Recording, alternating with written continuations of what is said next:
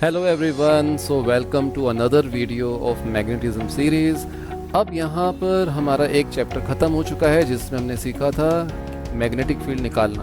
अगर हमारे पास कोई भी करंट कैरिंग कंडक्टर है और वो कंडक्टर किसी भी शेप का हो सकता है, वो एक इनफाइनाइट वायर हो सकती है, वो एक सर्कुलर लूप हो सकता है, वो सॉलिनॉइड हो सकता है, टॉरॉइड हो सकता है। अब हम स्टार्ट करने वाले हैं सेकेंड चैप्टर ऑफ मैग्नेटिज्म। यहाँ पर हम बात करेंगे force on a charged particle in field. अब ये फील्ड मैग्नेटिक भी हो सकती है, इलेक्ट्रिक भी हो सकती है, और ये फील्ड हमारे पास दोनों फील्ड प्रेजेंट हो सकती है। तो आज की वीडियो में will talk about electric force, magnetic force and Lorentz force. चलो देखते हैं। तो पहला टॉपिक हमारा आज की वीडियो का है वो है electric force. So let us say we have a positively charged particle plus q और it is placed in a electric field, और इसकी लोकेशन पर जो इलेक्ट्रिक फील्ड है उसकी direction is in the right direction. So this is the direction. तो electric field right direction में। तो इलेक्ट्रोस्टैटिक्स में हमने पढ़ा था कि पॉजिटिवली चार्ज पार्टिकल के ऊपर जो फोर्स लगती है वो इलेक्ट्रिक फील्ड की डायरेक्शन में ही लगती है।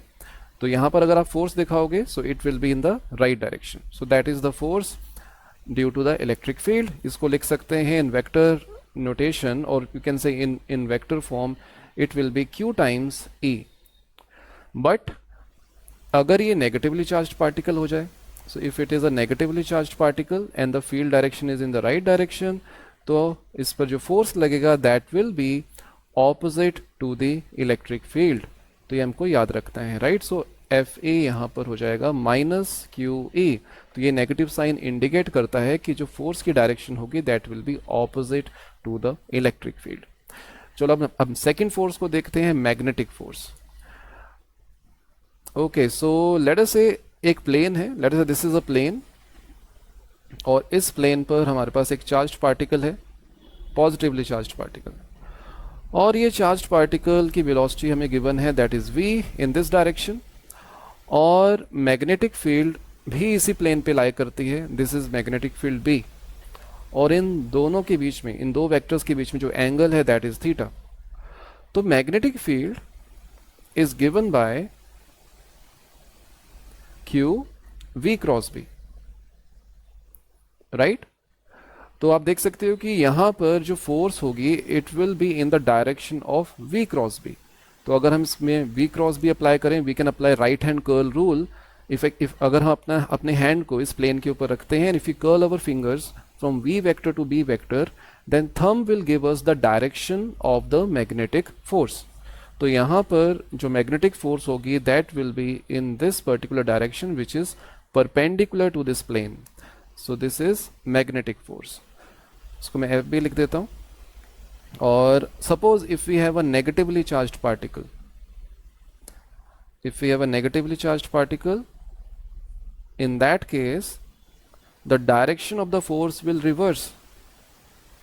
ये देखो, ये V है और ये मैग्नेटिक फील्ड है, और दिस इज माइनस क्यू, और यहां पर अब अगर आप V क्रॉस B लगाते हो it will be in the downward direction, that is the magnetic force. और वैसे भी आप चेक कर सकते हो कि F B will be minus Q V cross B। So this negative sign indicates that the direction of the force is opposite to V cross B। Okay, अब यहाँ पे कुछ इंपॉर्टेंट पॉइंट्स हमें याद रखने हैं। सबसे पहला पॉइंट, जो फोर्स होती है it is perpendicular to velocity vector. यही फोर्स आपकी परपेंडिकुलर होती है टू मैग्नेटिक फील्ड, राइट।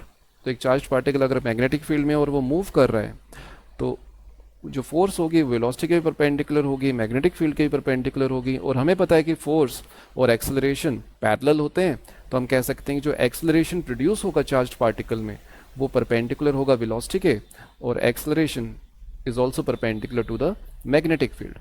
और एक और इंपॉर्टेंट चीज आप यहाँ पे नोटिस करोगे कि अगर चार्ज्ड पार्टिकल रेस्ट पर है, अगर वो रेस्ट पर है, then there will be no magnetic force.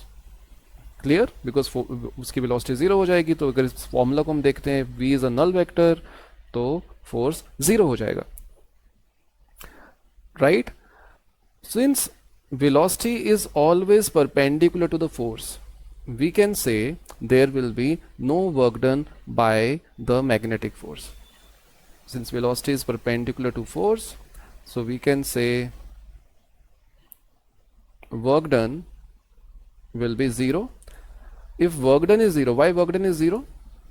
Work done क्या होता है? If I talk about a very small amount of work done, infinitesimally small work done, इसको लिख सकते हैं F dot d s, where d s is the displacement, right? और ये displacement आपका वेलोसिटी की डायरेक्शन में ही होता है, और एफ वेक्टर आपका वेलोसिटी के परपेंडिकुलर है. So we can say F is always perpendicular to a small displacement in the direction of velocity.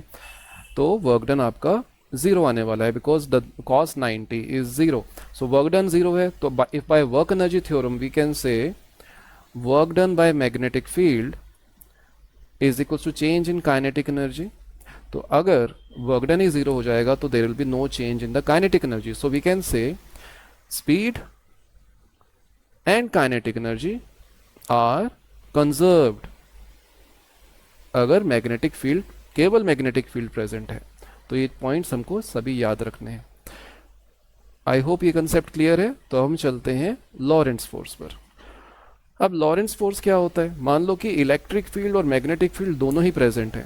उससे एक चार्ज पार्टिकल Q है और यहाँ पर इलेक्ट्रिक फील्ड इस डायरेक्शन में है और मैग्नेटिक फील्ड इस डायरेक्शन में है, and let us say it has a velocity in this direction. तो यहाँ पर आप देख सकते हो there will be two forces, one will be electric force, other will be magnetic force. तो Lorentz force is defined as the vector addition of these two forces. तो Fe और Fp का जो वेक्टर एडिशन होगा that is known as a Lorentz force. इसको लिख सकते हैं Q टाइम्स E और इसको लिख सकते हैं Q V cross B, right?